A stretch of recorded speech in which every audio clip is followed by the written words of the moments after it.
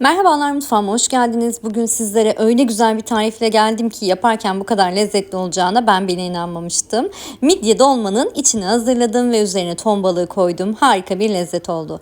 Öncelikle yarım çay bardağı zeytinyağını tavaya alalım ve üzerine ince kıydığımız orta boy soğanı alıp güzelce kavuralım. Ama soğanların çok kavrulmasına da izin vermiyoruz tabii. Güzelce yıkadığımız bir su bardağı pirinci de koyup onu da yine güzelce kavuruyorum. Pilav yapar gibi değil, birazcık lapa olmasını sağlayacağız. O yüzden kavururken de çok fazla kavurmayalım. Kanalıma da hala abone değilseniz lütfen artık abone olur musunuz? Bir tatlı kaşığı kadar tuz, bir tane küp şeker, kimyon ve yeni bahar koydum. Baharatları damak zevkinize göre ayarlayabilirsiniz. Ben aşağıya ne kadar kullandığımı yazacağım.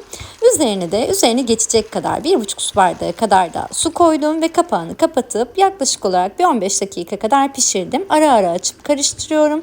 Burada amaç pilavın tane tane olması değil, özdeşmesi.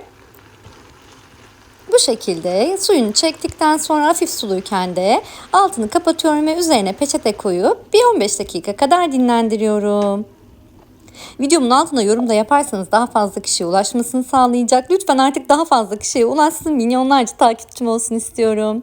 Sonrasında pilavımı karıştırdım ve yarım limonun suyunu koydum ve içerisine ton balığının yağını süzdükten sonra ben 2 kutu olarak kullandım. Çünkü kutularım ufaktı. Siz dilediğiniz kadar koyabilirsiniz ama 2 kutu yeterli oluyor genelde.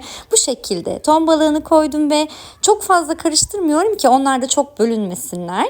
Dilerseniz maydanoz da koyabilirsiniz. Ben maydanoz koymadım ama koyanlar da var yine bu tarifte. Gerçekten çok lezzetli oluyor. Mutlaka deneyin ve kanalıma abone olun. Altta da lezzetini, yorumunu yazmayı unutmayın. Yerken de bolca limon sıkabilirsiniz.